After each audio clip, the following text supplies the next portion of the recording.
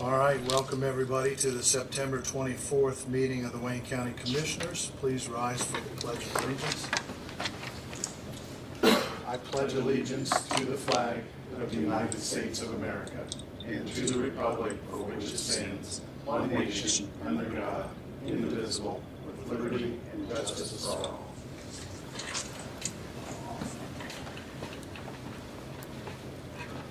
All right, I think we're going to start with Tim Smith. Do you want to come on up to the table? So we went through a bid process. We accepted a single bid last week, and you're bringing us a recommendation at this time. Is that correct, Tim? Yes, you should have. Bobby may have gave you. A big stack of paper. Yeah, one of them is the letter of transmittal on which we received last week, and then the bottom one is the recitals and the actual contract. Okay. I also have Ryan Cusimano of Nexus is with us today in case you have any questions of him. Good morning. Good morning. So, yeah, and I would recommend accepting the bid. It's essentially the same as the one we are currently under. So, And this is a 4-year contract? 4-year contract. Okay. It's spelled out all the things that's covered in that. Has Ron seen the contract? To my knowledge, no. Okay. Other than, and I'd be glad I can provide him a copy so he can review it. So. I think He needs to review it. we need to have the attorney review it. Right. I suppose we could. I'll make a motion that we approve this subject to the review of legal. If that makes sense. Yes. Good. So we'll have our attorney review it. We have a motion on the floor. Is there any further discussion? I guess one question I would have is, I know obviously Nexus had the current 4-year contract. How long has Nexus been doing this for Wayne County? I mean, all the services that are in this bid, I think we've done the last 2 cycles. But prior to that, we've done work in Wayne County for probably 15 years, more than a decade. And all the current work for the last 8 years? Yes, yes, that's my understanding. Okay, great. Any further discussion? Hearing none, all in favor of the motion signify by saying aye. Aye. Opposed, same sign. Motion carries. So as soon as our attorney has a chance to review this, potentially be some back and forth on language in the contract, but we'll move that forward as quickly as we can. All right. All right, Thank you so anything else, much. Tim? All right. Thank you. Thanks. Thanks for coming in. Yep. All right, we have a return visit now from Molly Hunt with Purdue Extension.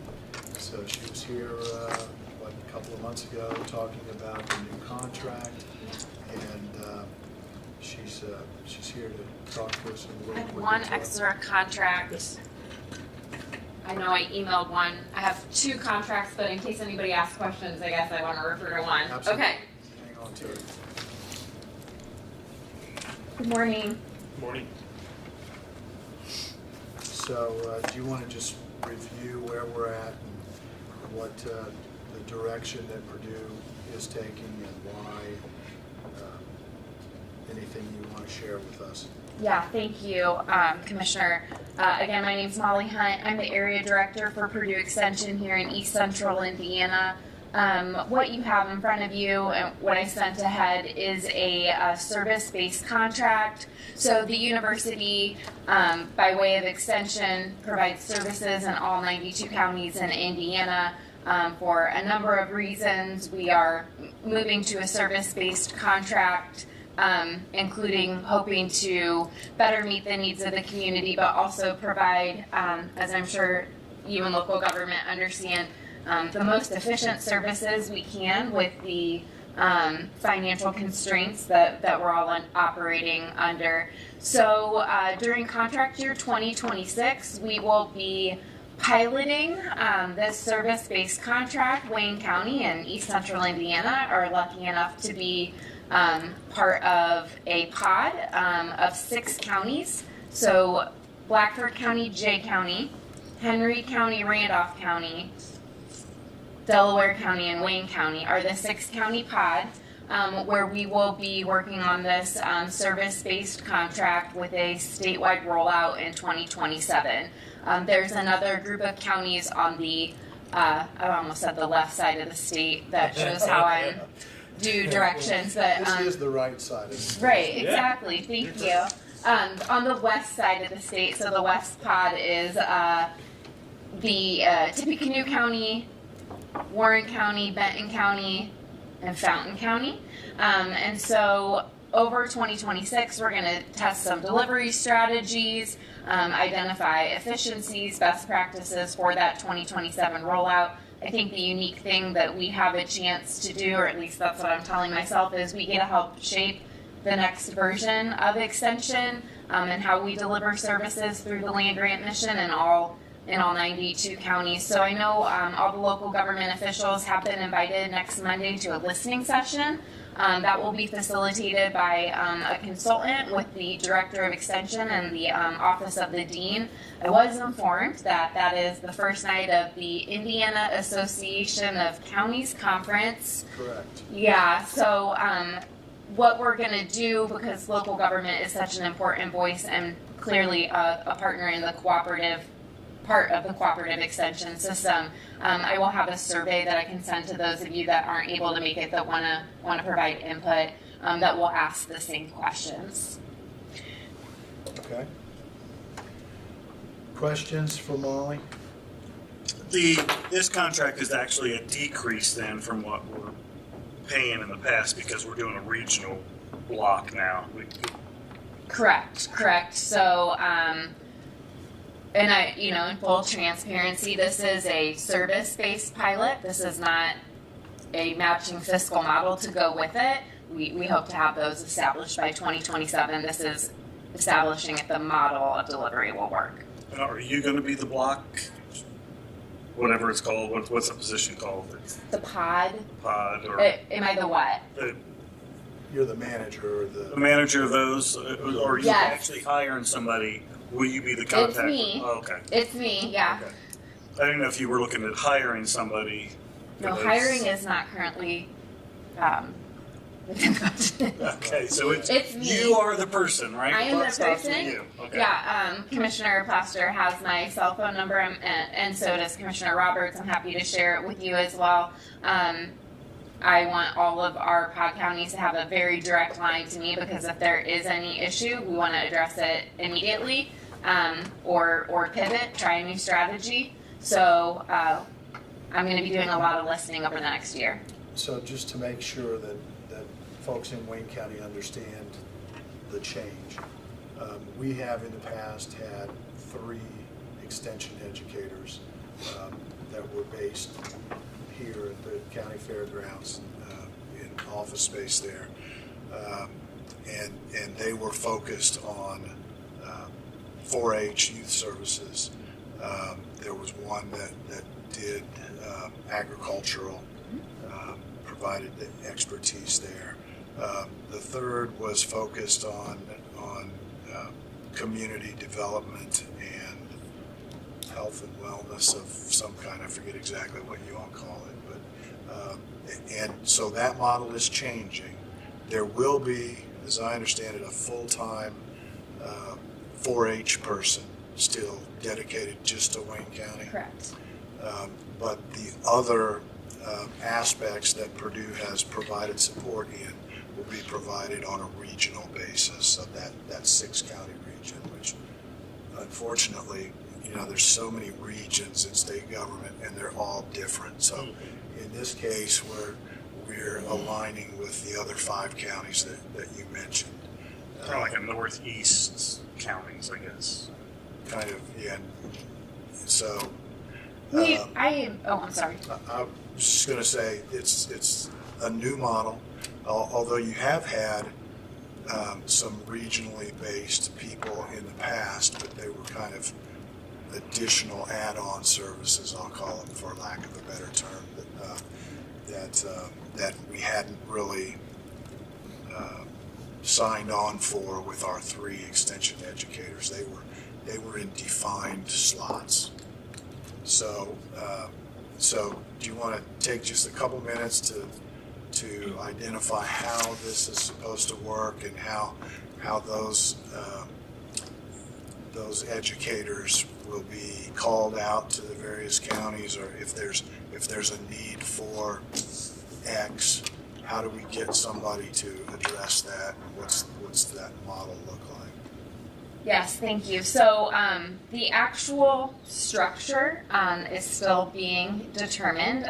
We're lucky here in East Central Indiana. I can say no RIFs are a part of this. We're not letting go of any staff, and so we currently, for 6 counties, have 4.5 ag educators, 4 health and human sciences educators, and we're looking to see if someone's interested in taking on that community development appointment. So we also have county extension directors that serve as the local county department heads. So we're exploring some models where perhaps there will be local county department heads that serve multiple counties, and in that system, they would be that conduit in helping us identify the major needs within the community. So, like was mentioned, we're going to retain a 4-H youth development educator in all of our 92 counties. We've heard loud and clear that that's not something that can be changed right now, and so the rest of those services will be based on needs assessment from the county. So in September, I met with the Wayne County Extension Board, took lots of notes about the biggest priorities that they see. We are looking to see if we can reassign somebody so that their duty station, if you will, is in Wayne County, which would provide kind of some more equitable coverage across the state.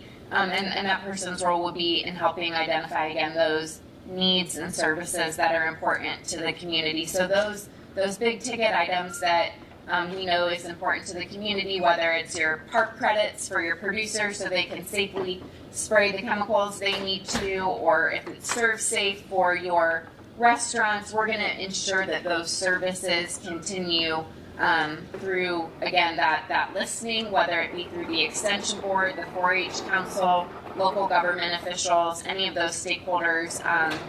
And so the actual mechanism is still in development, and we are hoping to have a structural model by the end of October, early November, and that structural model will help inform that mechanism of receiving the feedback from the community and ensuring those services are delivered. But at the end of the day, the buck stops with me. If you're not happy with the services you're receiving or being provided, that phone call comes to me and I will make sure that that's remedied.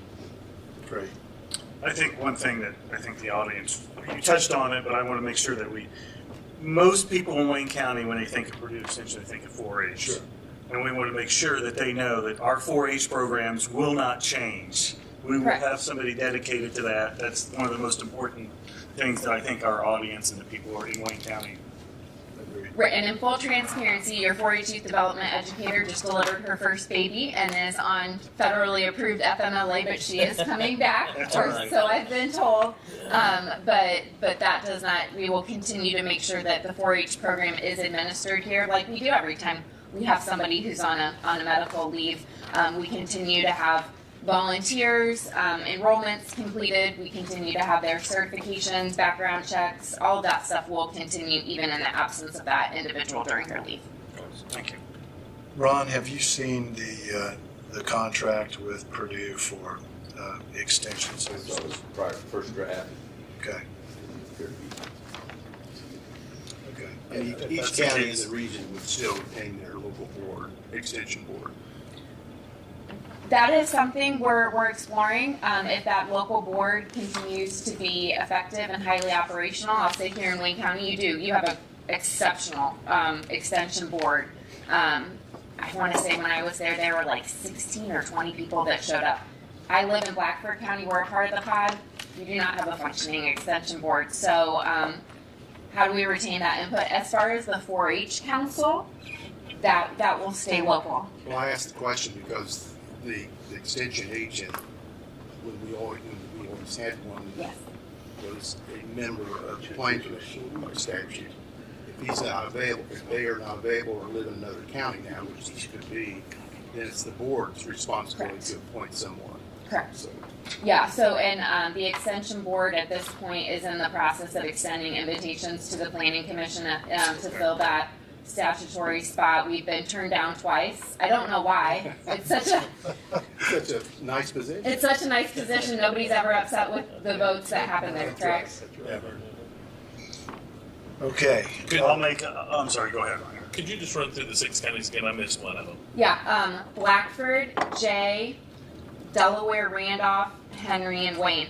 And, you know, in full transparency, in 2027, we envision that this arbitrary boundary falls away. And because I've heard from people like, Wayne County's not like these other counties, why are we grouped with them? Or, you know, Randolph County's not like these counties. And that boundary was drawn due to vacancies, and we said, okay, well, we're going to test this here. We do have the opportunity to test these strategies.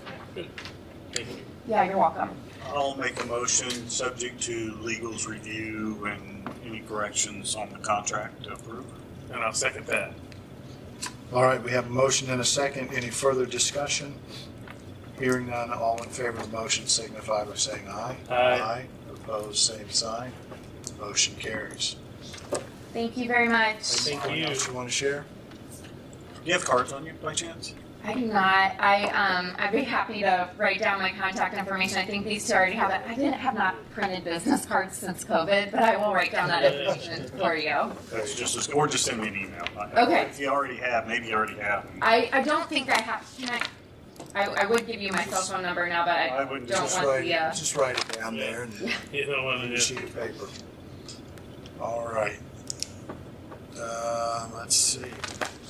Attorney Cross. I don't see Barry Kramer here yet. Okay. I'm working right now to complete the interlocals for the radio equipment, and I've got a template I'm going to take a look at. Okay. But I think we're close. They wanted to make some more restrictive language added to the first one we did that would basically tighten the ability to deviate from the embedded programs. Want to make sure The radio's being programmed to we certain want to keep them channels. uniform, because that's the whole concept. But Right. It's not the whole concept, but that's a major point of Right. why we're doing what we're doing. So Okay. trying to get that done, and then Brandon's not on the agenda, but we've got a little bit of a, I have to talk to it today, but we had another parcel that became a little bit problematic when on Waterfall Road, when the owner rejected the original, because they, packet proposals. They were going to meet with him at the site yesterday, I thought. Okay. So I'll see. Thanks, Molly. At this point, we just have the one suit in condemnation that is proceeding. We'll try to keep it moving as best we can. It landed in circuit court. I think that'll should be And that's the That's the unknown unknown owner. parcel that has no deeded owner or Okay. owners. Okay. I think that's where we are right now. Let me pass that down to you, Ron. That's the extension contract. If you can take a look and give us your approval, we maybe can go ahead and sign that. And then this is, do you have the contract from Nexus?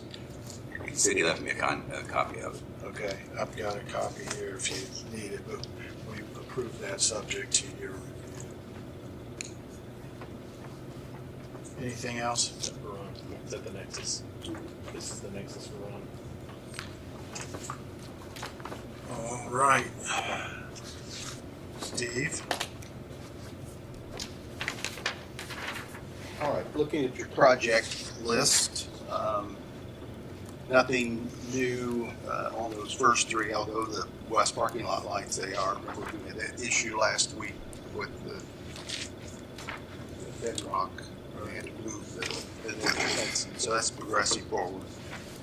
I think you've talked to Brandon about the drainage. calculation drainage Yes, there around the parking lot. on that. He said we should have it soon.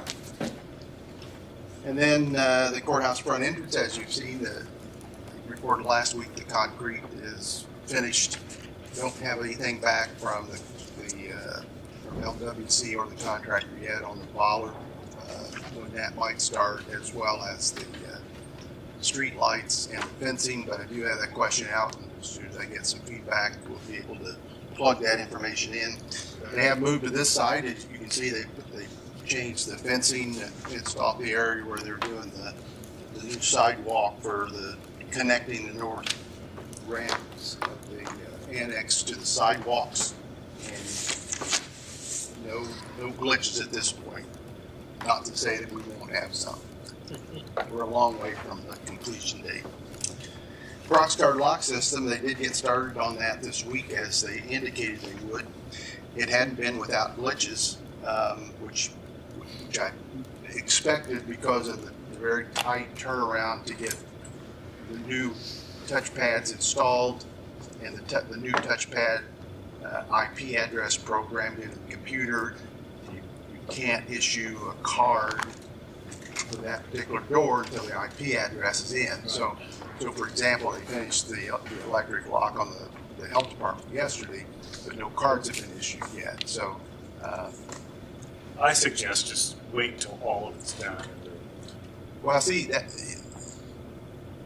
if we do that, we've got people who need access to the buildings after hours, and so they either got. But we haven't changed the locks yet, though, right? Yeah, that the lock gets part of changed. that, Yeah, it's Oh, a new lock. I thought we were going to change the locks after they got everything up and part of running. the new mechanism is a new lock. Yeah, so I guess we have no choice then. So I talked to Dale. There'll probably be selected people that we issue a key to, and then take those keys back once everything's programmed. Track it, yeah. Yeah. It's very tight window because there's about 230 people, employees have to have cards issued. Sheriff's Department's in the process of programming cards. The photos will wait though.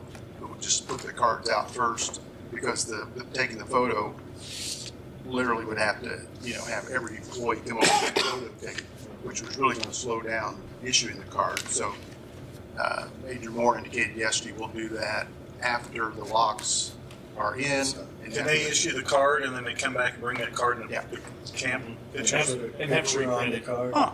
Yeah. The same card, just Yeah. print on the. Oh, I didn't know Just a that. blank card. That's what Alan's That's saying, so I'm technology, going to assume I just know when my card was issued, it had the photo on it, so I didn't know. it does, but apparently once, the card is programmed actually in the computer, the card itself's not programmed. Right. And then once we get everything installed and the bugs worked out of it, then we'll start scheduling people to come in. And then you can run it through that printer anytime and print all out on it. So, then still waiting on for change contract for the courthouse security entrance on the west side.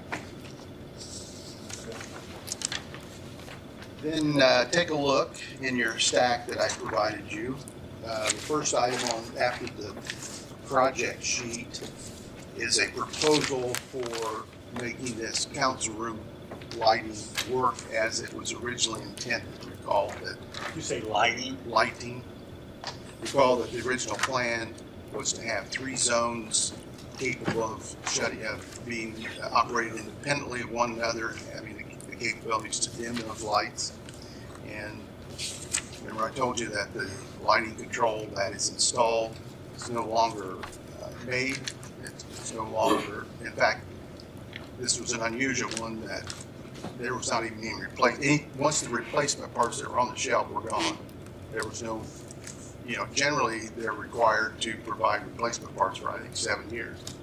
This was a different one. The company went completely bankrupt, and so this is a proposal to replace that controller, that zone controller, replace all 4 switches up there. And what this would give us is that it was originally intended. It also includes the 4 sensors, the occupancy sensors that triggers the lighting when someone enters the room. This would give us 3 zone controls for dimming, and then the 4th switch would control them all at the same time. The the quote to replace that is $7,176. I think we do this to make it function as we intended. And we would pay for this out of June court. I was gonna say that that's actually lower than what I thought it was going to be. It is. Really? It is several $1,000s lower Yes. than what we had originally been quoted. Okay, do you want to take this under advisement, or are we ready to move forward with this? Let's talk about the other one first. Yes. Okay. I put this first just to get it I out. know you did, and Brad knows you did. At this point in time, let's take it under advisement Okay. until we hear. All right, so the second one, Aaron and I and Caleb met with local custom electronics, walked through the entire issues that we have. We all believe, after discussing it and how this would move forward, that we wanted to first try the existing microphones. Now, the reason why we say that is because the existing microphones, the way they are currently installed and set up, don't work as they were intended. Rick thinks that they're still good microphones, and he said, let's just try this first, and then, so we don't jump to the next step of buying microphones. So what this includes, two things, is the processor that processes the audio. The processor that's installed is too small. It creates a situation where you turn up the gain to make the sound and volume out of the speakers work. It puts it right on the edge of having that feedback, where a different processor gives you a bigger processor gives you much more control in that process. Hence the name processor. Then changing the speakers that are in there apparently were intended to have a 70-volt transformer on each one of them, and the purpose of that transformer was so that as the signal traveled through the wires, that transformer kept that signal at the same volume or same power throughout the entire system. What you get now is when the power, the sound power comes through the wire, if it travels to the farthest one without that transformer, it's not balanced the same as the front. So replacing the speakers will accomplish that. And if you look at the fourth page,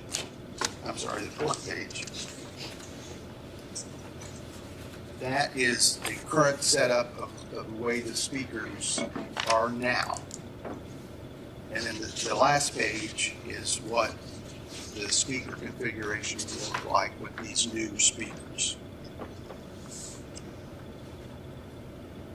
And is this putting no additional mics, like not individual mics at the, That's using these microphones. trying to see if it needs to work as intended Right. by adding? The speakers and the processor. And they're just adding speakers, not, No, they're replacing the they're current replacing all of them, okay. because they don't have that trans. Okay, okay. Because Wilco stated, and I agree with him, changing this, putting in speakers with the correct equipment in it that was intended for it to be, and changing out the processor, the current microphones may work better or as they were intended to. Now, if they don't, then we'll So- go on to that next step Yeah. and replace microphones. But he believes we should try this first. Is there any estimate of what replacing the microphones might cost? Not for this time, I don't think. Is there any guarantees, warranties, and any clawbacks if it doesn't work as designed? Well, you mean with this Contract. For the Well, that's the whole point. He's not going to guarantee it. He wants to try it before he says to you, "Hey, let's spend money on microphones." He thinks No, this- but there's $22,000 in new speakers. no. No? No, that's this whole cost. If you look on the second page, 14,000 of that is cameras. Okay, I'm sorry. So I think you want to talk about these separately. I agree. So on the second page then, the labor and parts, that is for the installing the processor, the speakers, and the cameras? Yes. Okay, So so, the labor would go down a little bit if you separate this out. okay. And I agree, we need to do this separately. We need the processor and the speakers, I think, is what we need to focus on first.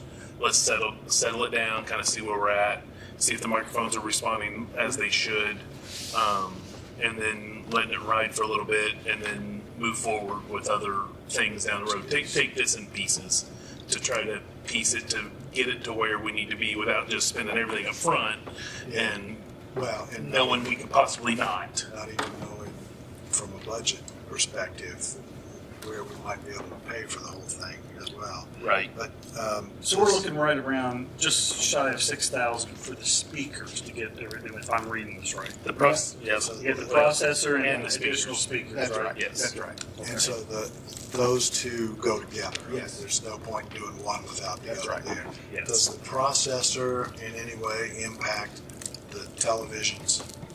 No. Okay, so this doesn't necessarily address the challenges we've had with the TVs going Correct. on and off. Yeah. And that is something that we talked about and something he is going to work with Caleb on, correct? Correct. And that conversation we had with that, apparently there is a new model, if you will, of the wave system that has a lot more capabilities, works better, gets better reviews. Okay. So And that's a that would be- software. That would be a separate And Yes. that's a software. piece of the whole fix. Correct. So for right now, you're asking for, what'd you say, about 6,000, 7,000? Right, it'd be the 3,640 plus the 2232 and then whatever. Plus we would have Plus some a piece labor of mixed labor in. and parts, okay. Are we prepared to move forward with that? And you Well, said- before we get that, let's talk about the cameras. Okay. All right, so then. Because I'm in disagreement with you two on that, about Okay. if we're gonna do it, let's do it all at once and save us some labor cost and. So the second page then is to replace and add 3 additional cameras. As you know, we have 3 cameras in here that were originally to work in concert with the speakers. In other words, whatever speaker was talking, the camera would turn to that particular speaker. The softwares, they don't communicate and they can't communicate is what we learned. So this is to replace the 3 cameras and then to add 3 additional cameras. Now, what I don't know, and Aaron, do you know, I think before you consider these, if you think you're going to approve these, but I think you should take this separately. Here's why. I think we want to clarify that yes, this will work with our software, because that would be an additional cost if it didn't. And then we'd also talked about the actual control of these. You know, if you take the system like the city has, they actually have a controller that where someone sits at it and controls the movement of them. And that's not included in this either. So whether you want the cameras or not, I don't think you have enough information today I agree. to commit to that. Because the one thing that you did say, the reason why I'm leaning towards even thinking about the cameras, you said the cameras are to work with the speakers. So if you're going to approve the speakers but not do the cameras, then we're in the same boat. When we come back to get the cameras, they may not work with it anyhow. Correct. So we're approved, or I'm suggesting you approve this current speaker configuration with the processor, and then find out if that is capable of working as it was intended with these cameras. So if these speakers don't, or if the microphones don't work as we think they're going to work, then you go on to something else with different microphones. And then at that point, you consider the cameras. I would like to see, though, I mean, if, let's say a scenario that they do work, right? Go back to him and say, okay, is our processor good enough for the cameras? Or we need a control board, here's the dollar amount, because we know we have to go to council and So I'd like to have a number, or a close number to say, okay, if we do everything, this is what we'd like to do. Where are we going to fund it at? Well, I think, I think that the speaker configuration of microphones has some urgency to it. Oh, absolutely. And I think that I would suggest you move forward with that and the lighting, and we pay for that out of Q Court, which is in my budget. You don't have to go to council for it. Oh, I didn't know we could pay that out of that. So. In this building, Improvements to this building and the courthouse. improvements and repairs, yeah. Yeah, I'm fine with that as long as we don't have to. I mean, I thought we were going to have to go to council for it, and I just didn't want to go number one thing. Say, oh, we'll be I back. understand, and I think, You know. and once we try this, then we'll know whether we need microphones, software for the cameras, Right. control panel, et cetera, et cetera. And I will say the conversation we talked about as far as the camera side of it, we would need a TriCaster Correct, piece yeah. of equipment. And I did talk to WCTV, and they did assure me that they have a TriCaster that we can have for our room, which is going to save $15,000 to $20,000 not purchasing one. So that is a good thing that they have a TriCaster for us for our room. I don't know what it does. So Yeah, I have no idea what that means. It casts things 3 times. 3 times, It- okay, yeah. It's basically a processor for the whole camera configuration. Cameraman shaking his head. Yes, right, yeah. Yeah. So, just so you know, that is available to us and at no cost to us. So I would suggest today that you approve the lighting system and the processor and the speakers, because neither one of those would be throwing money out the window. Because No, we already did that. Yeah, I'm not wanting you to do it Yes. again, so. And I'll make the motion we approve those. With that being said, that we wasted money for the contractor to do it right the first time, but that's government for you. And, no, So that will all come out of Cume Court then, this? Yes. Okay, perfect. I'll second that motion. We have a motion and a second, and while I disagree to some extent with how it's been cast by our esteemed colleague, How else could you do it? I will support the motion. So, any further discussion? Hearing none, all in favor of the motion signify by saying aye. Aye. Opposed, same sign. Motion carries. Okay, Steve. And then 2 the weeks, right? Pardon me? We're 2 off, weeks. we're off next week, so he can, Before you move on to another issue, Barry Kramer is here, so Okay. let's ask Barry to come up to the table and just. My name's Barry Kramer. My contact information is on the outline I'm handing out here. Okay. Have a seat at the table. Okay, thank you. Appreciate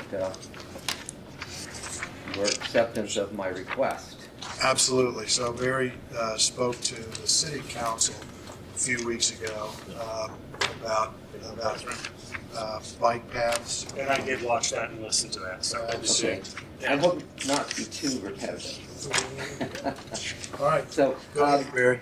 I am a 30-year resident of Richmond and Wayne County. I came here as a middle-aging student, bringing my bicycle with me, hoping I could ride to classes and do other errands. And I found once I was here that was less feasible than I had hoped. And large part of it is because we have 2 major highways running through here that aren't safe for bicycle traffic by and large. They disrupt some of the cross streets. So I've been an advocate since then for improving the bikeability and walkability of the city, and I see us also as part of the larger county and a region. So I began advocating for better facilities, as we call them, and ended up serving 10 years ago on the City of Richmond's Bicycle and Pedestrian Master Planning Advisory Committee, which did a good job, but it's been sitting on the shelf since then. other than for the so-called loop, which is more than that now. But anyway, the cycle track is technically what it's called because of the way it's built. And I've been advocating for development, probably not quite the right word, 25 miles of on-street facilities where you don't need a lot of construction.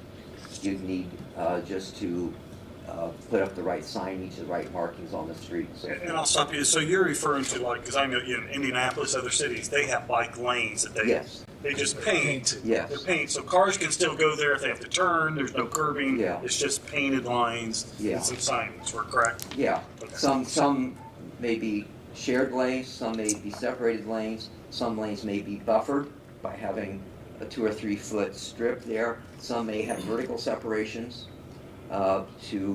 which is called a I forget the term, but you can see the difference. For example, a rubber curb like you use in a parking lot. Those would be put in between the lanes, parallel, to keep cars out, help bike riders feel more safe. So yes. And your main concern is on street, because I think that we have a phenomenal bike path Yes. in Wayne County, Yes. the Greenway. Mm-hmm. Yeah.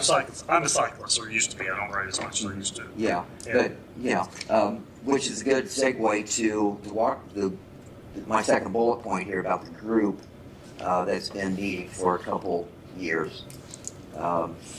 And I found myself getting involved with that. And we're trying to educate the community, advocate for better facilities, encourage more riding and so forth. And that group, about a year and a half ago, actually sponsored an educational program right here in this room that some of the county officials were involved in. So today's presentation is hopefully opening a communication channel for better collaboration. I found myself at times saying corroboration. Collaboration. So we have the loop or the cycle track that now goes not only from downtown to the Depot District, but from several blocks on East Main Street and up 10th Street and so forth. Does not yet cross the gorge. And the connectivity has to do with connecting neighborhoods with each other, getting to the Cardinal Greenway without having to have a bike, a car, a bike rack, a driver's license, or a parent who can bring you. So part of what this working group has done is we identified a north central corridor that we wanted to work on as a top priority. That goes from Glen Miller Park all the way over to the county fairgrounds, utilizing Northeast Street, Fort Wayne Avenue through the district, Depot District, Richmond Avenue, etc. So connectivity also involves getting from one side of town to the other. This is where the county comes in, because we can't do that without the bridges, which are in your domain, other than NDOT, but they're involved. And so, for example, when the G Street Bridge was being done over by the high school, I tried to get involved and say, can we think about how bicycles might use this? And I think I was too late in the process. It was way too late. Now, Yeah. remember those conversations, because they were ready to begin Yeah. construction, Yeah. and the planning had started 5 years Yeah. before So, that. yeah. So now I've talked to Brandon Sanders about the Richmond Avenue Bridge because it's implicated in what we're envisioning, and I think I'm too late on the process for that. Too late on that. Yeah. So what we can do is ask Brandon to bring this group into the loop when Yeah. we're starting the planning process. But again, no assurances that we're going to be able to do what you all are recommending, but at least we can. And that planning starts 5 years out. Exactly, exactly. Yeah, and part of that can be not even construction, just whenever a bridge needs restriping. It's like it can be striped differently so that the bikes are off to the side, have their own lane, cars can still travel through unimpeded, but they're not behind a bicyclist who's struggling to get up a hill, Right. you know, at 3 miles an hour or whatever, you know, which is, any drivers want to find aggravating. You have to go around the moped first.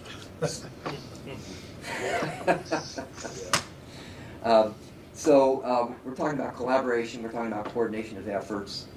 I find NDOT has not been particularly easy to work with.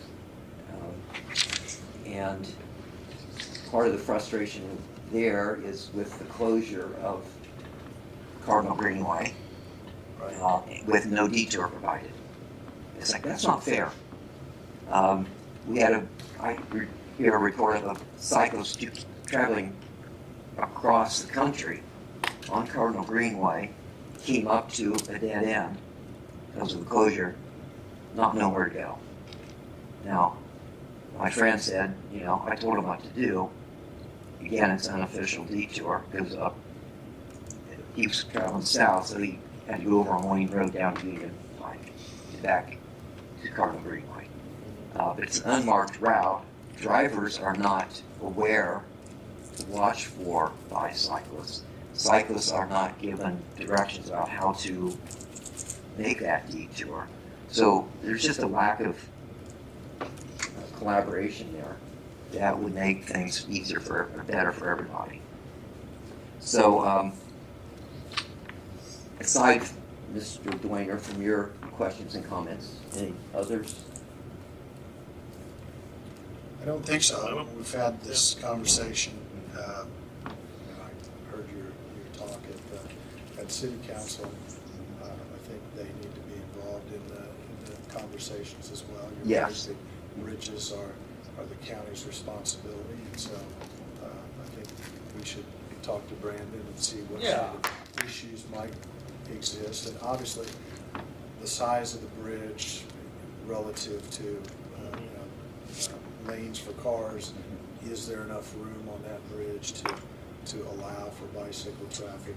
You know, there are a number of things. Well, there are going to be bicycles there. The question is, where are they going to be? You know, are they going to the sidewalks? Are they going to be mixing with the cars? Are we going to find a creative way to separate them? Absolutely.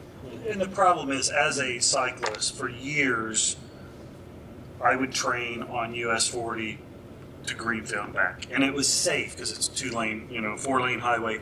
Over the years, as it's proceeded with people being distracted driving, it's gotten dangerous, more dangerous now. I don't even like to be on 40. I'll go on Greenway because there's no car traffic. Sure. It's gotten that bad, and unfortunately, so there is a need for the people that ride, but it's just planning. One other item I see I've not touched on, and that is US Bicycle Route 50 that crosses the country. It starts at the Ohio state line and runs all the way through the county and all the way across the state of Indiana. And there's not a single sign in the county that identifies that for us. So one of our goals in our working group is to get that identified. We do not know who all's involved. City, county, state, utility companies, other municipalities, and besides the cost, you know. But you go over in Ohio, you'll see posted signs, you know, even in the little towns. It's like they take pride in it. And I think we're falling behind. It's not something I've been aware of, so if you can get us more information on that, we can. So in my last minute, my final thought is bicycling as a forethought, not as an afterthought. So it's thinking ahead, trying to be, try to plan well so that we're efficient in what we do. All right. Thank you very much for Thank coming you. in, Barry. Yeah, Thank you. you. You're welcome. Keep in touch. Thank you. All right. Steve, let's go back to you. Yeah, all right. So the last item I have then is, I have 2 quotes for conducting the auction for the property on Main Street. So I solicited quotes from Ryan Cate Auctions and Real Estate and Walther Auction and Real Estate. I sent them both a copy of the legal ad that Ron had prepared so that they could see the parameters that you had put on the auction as far as the minimum bid, bid sequence, et cetera, et cetera. I also provided them with 2 dates, depending upon when we could get it advertised. I also told them both that they needed to provide someone to register bidders and provide bid cards. So I received back quotes from both of them. The Walther auction quote includes putting the auction on walterandhawkins.com, also auctionzip.com, and a Facebook posting. It also includes 2 staff members, including the licensed auctioneer, that they will register all buyers. They'll call and take bids subject to the terms of the purchase agreement that you're advertising. Then assist if needed in completing a contract with the buyers if that's necessary. And then also provide the seller, which would be us, with a list of the bidders. And both of them pretty well provided that. The Ryan Kate auction indicated that they would provide some marketing. They didn't say what that marketing would be. But the quote from Ryan Kate auction was $2,000, a flat fee, and the quote from Walther auction is $150. Also a flat fee? Flat fee. Just 150. Plus, there will be, of course, I think it's advertising is At probably no cost. based on some platforms he's already a member of. Yeah. All right. So there's no extra charge for that. 2,000 versus 150. Is that what you said? Did I hear that right? Or 1150? No, 150. I have it in writing. I didn't want to go back to him and say, hey, you missed a zero here. Okay, I just want to make sure I heard that. I was like, Yeah, you heard it right. So, and because of the time frame that we need to get it in the newspaper a couple of times, Bobby and I think that the October 22nd at 10 a.m. is the appropriate date for the auction. And that's a Wednesday. Yes. Good. October 22nd.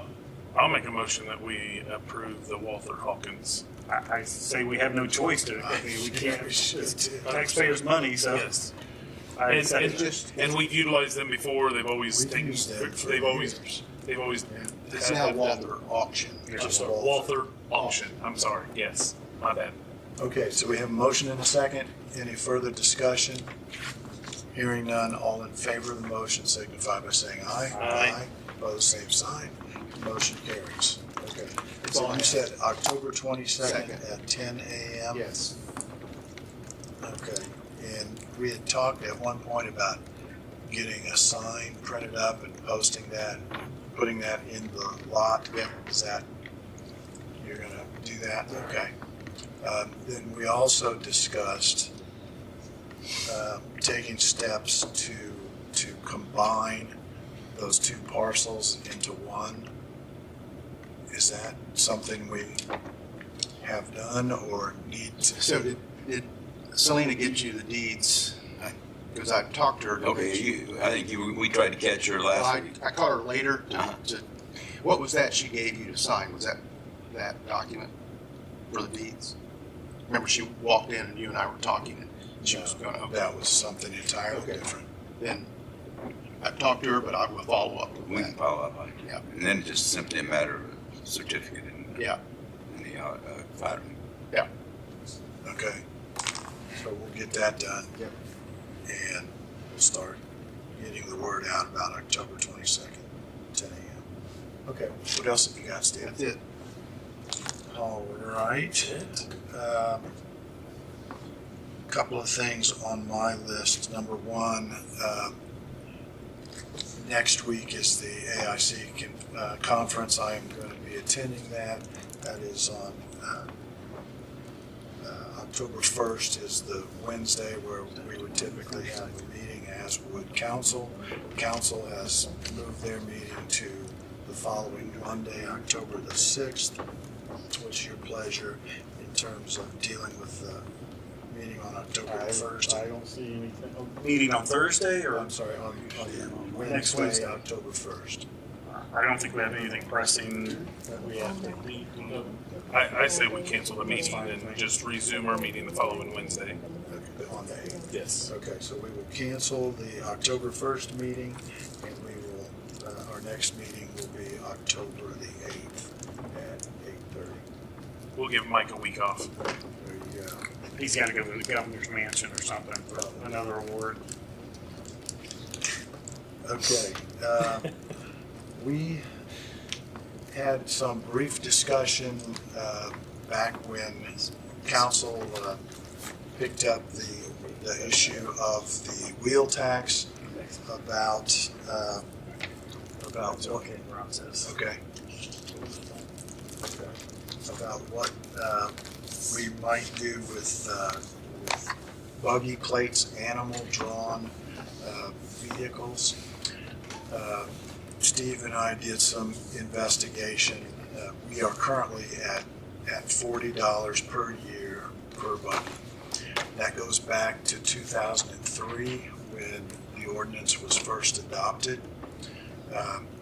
So 22 years it's been at $40 per license. We did a little research on what other counties charge. There are a couple, one or two that we saw that were below $40. The lowest I saw was $30. The highest was $250. So there's a pretty broad range. How many years did you say since we? 22 years. Hmm. So, And a couple of the counties also put an escalator for the next several years. right, so theirs automatically goes up by $10, I think, the ones we saw every year for the next 10 years. So, Ron, if you can give us your expertise here And horses?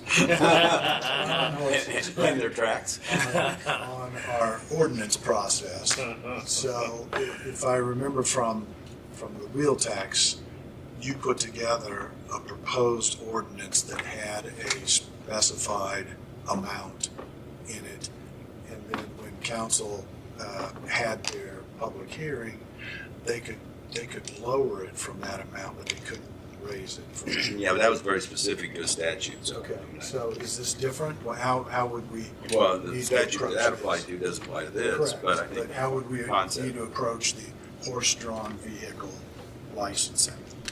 We need Look to at it, but- do a little research. Do we know how many we actually have? I was gonna say, Yeah, there was 450. I'm sorry? 450. 450. Wow. that's a pretty high level of compliance. Mhm. I would not have thought we'd have that. It was lower years before, but this year doubled. Okay, Wow.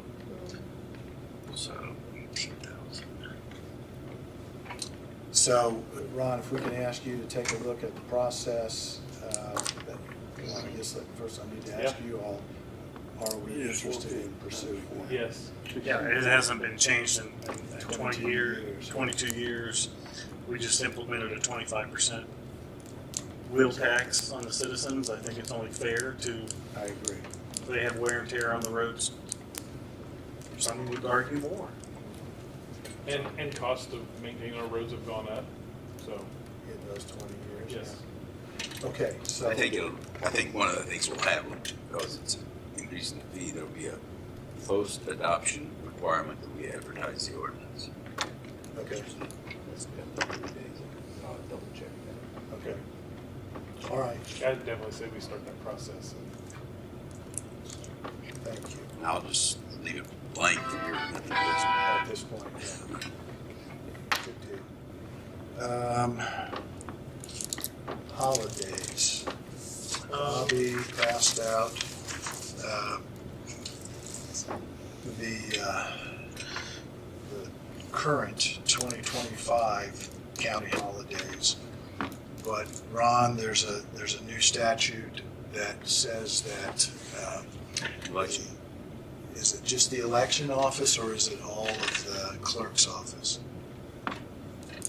In fact, well, it says just the office. It doesn't have anything to do with the officers per se. And it does not create a holiday. Okay. It just says that the office has to be closed? The office has to be closed for regular clerical business except for conducting the auction itself. The election. The election. Elections. Yeah, auction on your mind. Okay. And So it's not a day off for staff necessarily, unless we made it so. And it's, election day has been a day off in the and past, but it's not. general and I do elections too.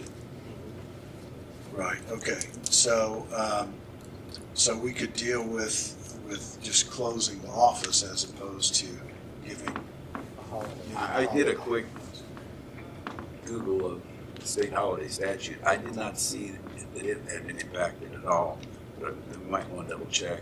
And I think your group was somewhat had its fingerprints on that, didn't it, Commissioner's Council? Yes. Not significantly. Well, I'll double check, but I think it's an office closure. It's not a holiday. It's not a holiday. Okay. Doesn't mean that you can't create it as Right. far as in Wayne County. Right. As long as the office functions to perform its duties, good after the election. And So, so if you can verify, is it the entire clerk's office or just the voter registration? It says the office? clerk's office is open, is closed. Because voters registration basically I is. mean, they overlap, so.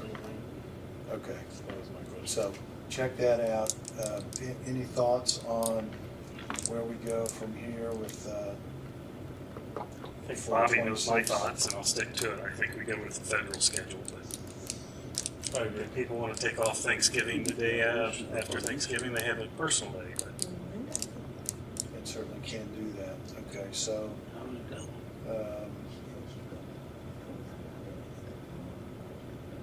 so there's the holidays for federal employees on this list, and then there's the suggested county holidays. it's a difference of 2 days. Right. And so could somebody tell me, is there a significant cost to having a holiday versus the work day? Does it cost us more money to get the holiday off than a Well, work day? does it cost us more money? As far as in our budgeting? No, I think It's it's part, it becomes part of employees' pay, essentially. They're paid to not work instead of being. okay, so it's the same, it's not, There's they no don't get cost. time and a half for a holiday There's pay. nothing that impacts salary or. The only thing it would impact is those non-exempt employees who have to work holidays no matter what, and they would get They get- time and a half. They get. So if we declare a day after Thanksgiving a holiday, and they have to work it. They may not get time and a half. So that's where it does cost us. It can, yeah, depending on who it is and what happened for them the days preceding and after that holiday. 'Cause I'm thinking of the sheriff's department, dispatch, highway I department. don't think it's automatically time and a half. No, it's not, because time spent on paid leave off, PTO, or holiday is not hours worked for purposes So it of. doesn't apply to, it's not They automatically. get paid for it, but it doesn't apply against the 40-hour per work week threshold that kicks If they in. have their normal schedule, and if they were scheduled to work, it didn't matter. Then They they just work, get. right. well, and if I recall correctly, the sheriff's department has floating Floating holidays holidays. So they anyway, can so, take it off so they later. can take it off at any point in time if they're Yeah, working. they're on under a it. whole different set of regs. As far as that goes. Now, county, highway, and dispatch, I don't know. Uh, I'm not sure. Yeah. I don't know if they have. I'm okay if there's not a significant increased cost to us to get the 13 days. It's just everything we look at now because of the budget cuts and everybody else is cutting, we've got to look at it too, and that's why I'm asking those questions. And I will say, even though we have a holiday, I still think and believe, truly believe that the work of the county is still the same, whether they have 11 days off a year, holidays, or 13, the same amount of work is still going to get completed, in my opinion. So I don't think as far as income that comes in or anything else that funds anything, I don't think None of that that would changes. right. I didn't think that would. Yeah. Just gotta be careful, timing wise, Mhm. for the sectors that private sectors that rely on being able to record documents, Right. being able to access and file documents, that needs to be clear. Yeah. Because that Title companies and stuff like that. like the end of the year. Yeah. I mean, everybody seems to think that the world's flat, they're gonna go off the edge come January 1, but, Yes. so they gotta have their lawyer do whatever it is they gotta do to round December out the world. 31st, yeah. Hurry up and wait. So, So I'm okay. I'll make the motion that we approve the suggested holiday schedule for 2026, 13 holidays. 13 days. So what about election days? Are we just gonna close their office? Let's close their It'll be office. closed to the public, yeah. Okay. They'll still be working. They still work, but it's closed. Because I will say, I'm sure that they will have plenty of stuff to continue to do even though the office is closed. Yes. They just won't be dealing with the public. So I will second that motion. All right, we have a motion and a second to approve the 13-day suggested county holidays for 2026. Any further discussion? Hearing none, all in favor of the motion signify by saying aye. Aye. Opposed, same sign. Motion carries. Okay, we don't need to act on this today, but I wanted to bring it up. We've talked in the past about whether we want to consider a health insurance premium holiday in December. If we decide to pursue that, we do need to get it decided pretty quickly so that the auditor's office can program that into the payroll system, because there would be no deduction for employees who have our insurance during that month of December. We don't have to do it today. I have not seen this week's financials on where we're at with our health insurance program. We've been between 3.5 and 3.9 million in reserves for most of the year. The last week or two, it's been closer to the 3.5. I still think there's room to do that.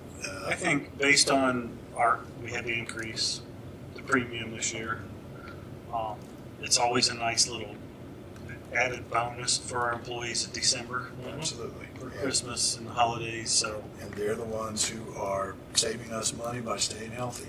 Right. I'm not opposed, and I'm willing to make that. Or do you want to make the motion subject to a little bit further down the road, November, to see where we are balance-wise, or?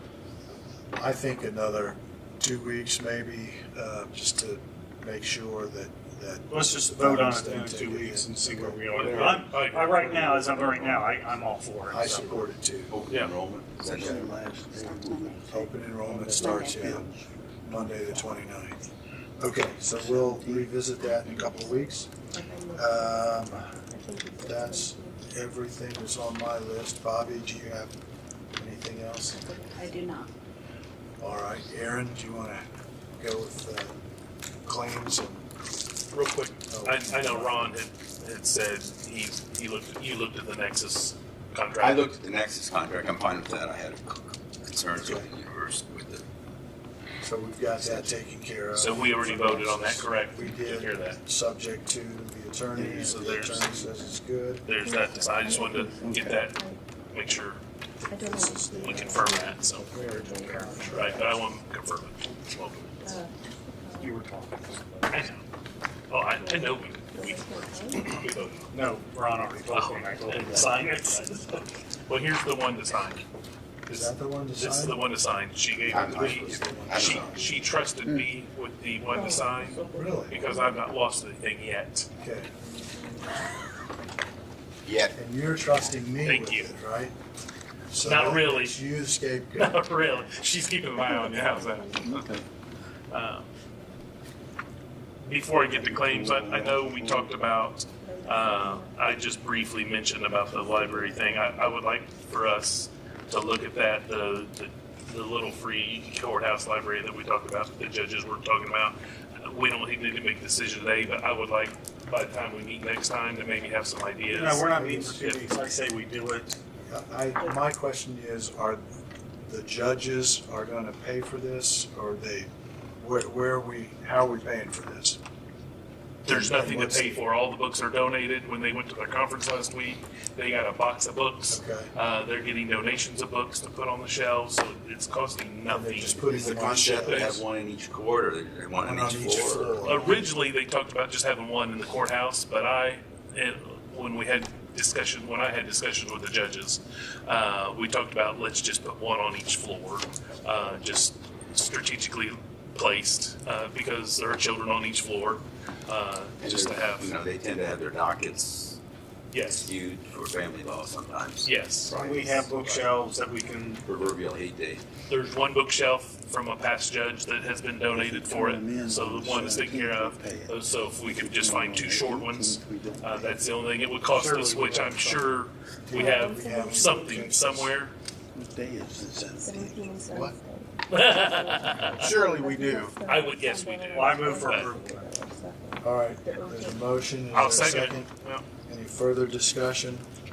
only further discussion is I would like to leave it up to Steve and his crew to decide where that's going to be placed on each floor. Is that okay? Because you guys know the buildings, you work the buildings better than we do. Maybe you would. I wasn't going to decide, so. My motion had nothing to do with who placed it. That's, Right. Is that okay with you, Steve, if you guys kind of decide where they need to be on each floor? Thank you. this is how you do it. That's right, you're gonna take care of it, right? Got it written down right here. I'll second that motion then, thank you. All right. Sorry. Any further discussion? Steve? Anything? All right. All in favor of the motion signify by saying aye. Aye. Aye. Opposed, same sign. Motion carries. And then I have commissioner meeting minutes dated September 17th, 2025. I would like to make a motion to approve those. We have a motion and a second to approve the minutes. Any further discussion? Hearing none. All who in favor signify by saying aye. Aye. Opposed, same sign. Motion carries. And I have general claims dated 9/24/2025. I'll make a motion to approve. Second. We have a motion and a second to approve the claims. Any further discussion? Hearing none. All in favor of the motion signify by saying aye. Aye. Opposed, same sign. Motion carries. All right. Brad, anything else? Aaron? Ron? Sadly, I do. I'm going to be the Grinch. You gave me this extension contract probably draft a couple months ago, I think. It's been a while. I made some question mark notes. In the last period of time since then, I had really concerns with, I'll just hand it out to you, but I can apologize for reading to you, but this is template that is in the university documents, and it is very problematic with the current state of the executive orders from the governor and then their relationship to DEI. But there is a whole paragraph that says equal opportunity and affirmative action, and it goes through and the first paragraph just incorporates the provisions of all federal civil rights laws, and that's really not terrible. That's not problematic. Next has a kind of an extension of the typical non-discrimination clause that's out of IC 22.9. Not terribly concerned about that. Then we get to page 3, and it says the provisions of the affirmative action program adopted by the county. We don't have an affirmative action program. Affirmative action program, and this fosters a very common misunderstanding. There's a difference between an affirmative action program and an equal opportunity employment policy. Typically, affirmative action programs are part of some remedial judicial determination that there's been de jure segregation, and it's part of it. That doesn't even exist, and then it gets really problematic now. This language, the university agrees to take affirmative action to employ and advance in employment qualified handicapped individuals, qualified disabled veterans, and Vietnam-era veterans as required by, it's like some of these acts, that in accordance with the governor's executive orders, superseded by his executive order. So we have a DEI issue there, and Strike through it. I think we approved this subject to your, well, I don't want to pull the plug on it, but the climate right now is a heck of a lot different than it was I agree with you. 8 weeks ago. Mhm.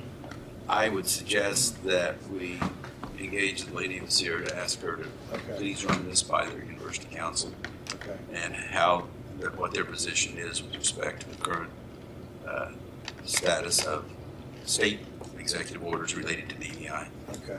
And if they're comfortable with it, other than I think we got to take out, we don't have an affirmative action plan. Right. I take that paragraph out.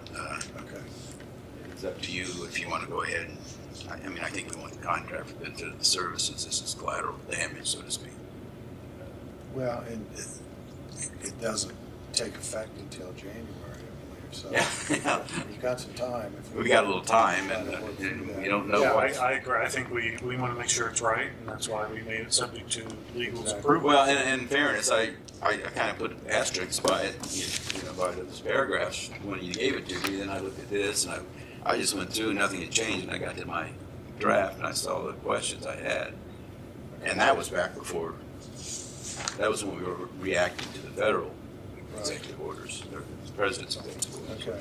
So I'm fine I think with it's that. an issue that needs to at least be addressed. Although I would not want. It's up to you, but I would not advise. Let me approving contact it. Molly and we'll see where we go from I think there. she said she gave somebody her contact She's information. got it. And it may end up needing you to have a conversation. And I'm more than happy to do that. I'm not I'm trying to be as non-political in this analysis as you can be. Sure. But it's a crazy world we're living in right now. Okay.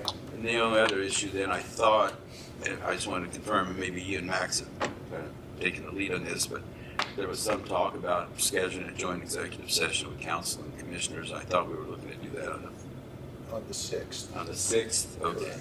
Correct. And that will be a commissioners executive session. Inviting. We will invite council to join us. Okay. And it'll So, be 10 o'clock, 10 a.m. on the 6th of October. shoot me an email and make sure I can do how to advertise that. Okay. That's all I. All right, thank you. Steve, you have anything else? Anything from the auditor's office? All right, there being no further business, we're adjourned.